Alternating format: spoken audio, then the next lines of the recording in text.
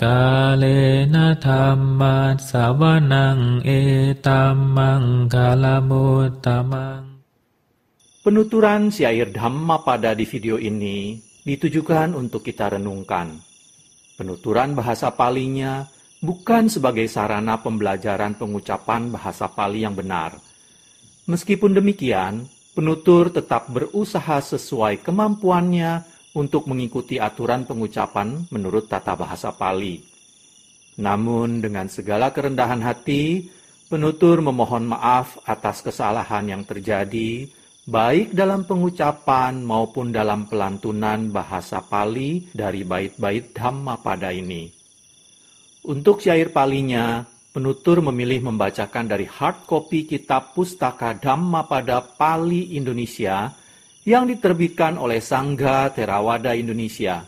Untuk terjemahan bahasa Indonesia dan kisah latar belakangnya, penutur memilih membacakannya dari sumber web samakkhipala.or.id di bagian Dhammapada. Semoga syair Pali Dhammapada beserta arti dan kisah latar belakangnya ini dapat kita renungkan sehingga membawa manfaat kebijaksanaan bagi kita semua. Semoga semua makhluk berbahagia. Sadhu, sadhu, sadhu.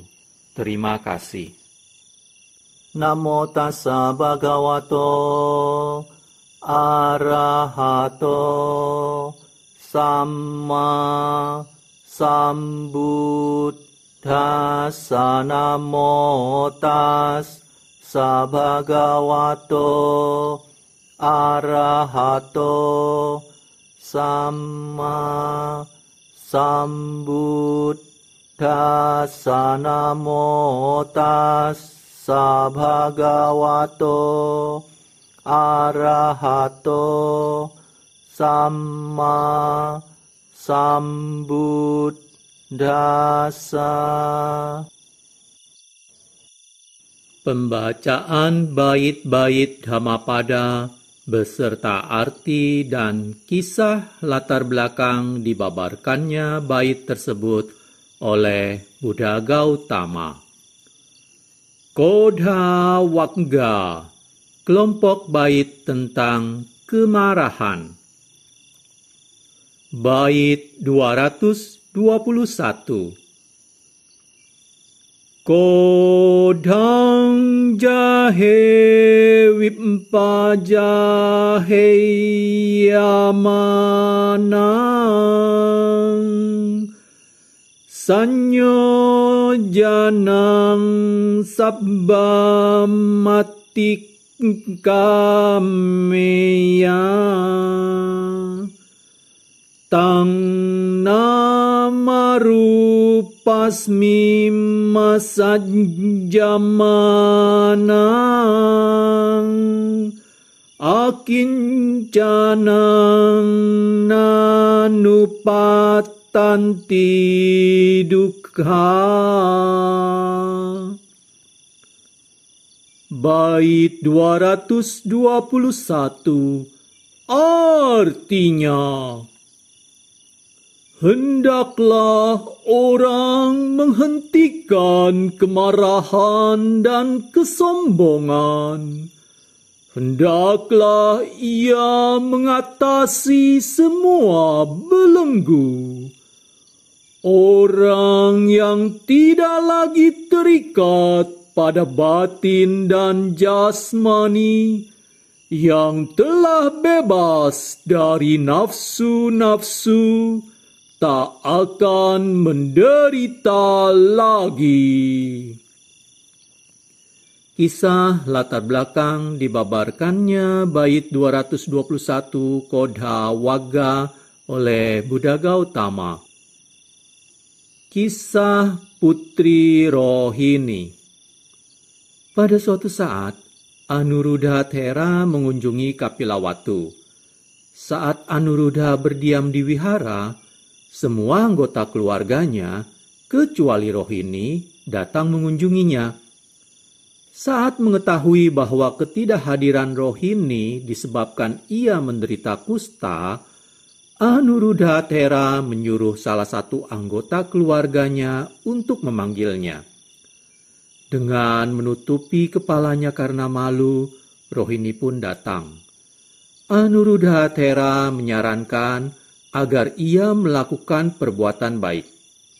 Beliau menganjurkan agar Rohini menjual beberapa pakaian dan perhiasannya, dan uang hasil penjualan tersebut dapat dipergunakan untuk membangun sebuah kuti bagi para biku.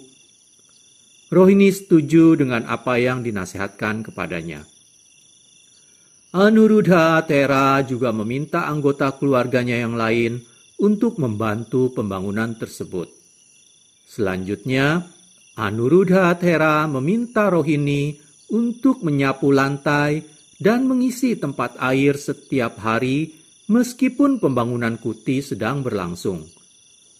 Rohini melakukan semuanya yang dianjurkan dan kesehatannya pun semakin membaik. Saat bangunan kuti itu selesai dibangun, Sang Buddha dan para biku diundang untuk menerima dana makanan.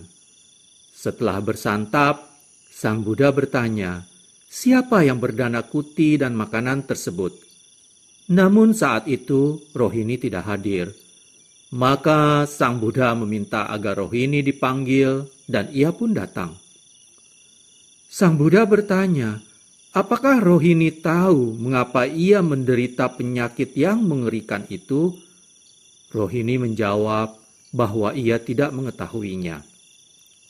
Kemudian Sang Buddha menjelaskan bahwa Rohini menderita penyakit kusta karena perbuatan jahat yang pernah dilakukannya pada kehidupan yang lampau, perbuatan yang diliputi rasa dengki dan marah.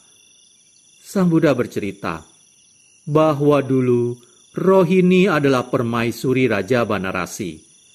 Raja Banarasi memiliki seorang penari yang ia kagumi, dan hal ini membuat permaisuri cemburu.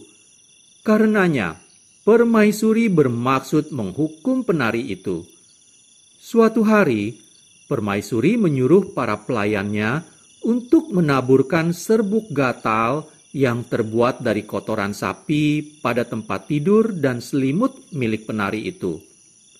Kemudian mereka memanggil penari tersebut, dan dengan tiba-tiba mereka menebarkan bubuk gatal itu ke tubuhnya.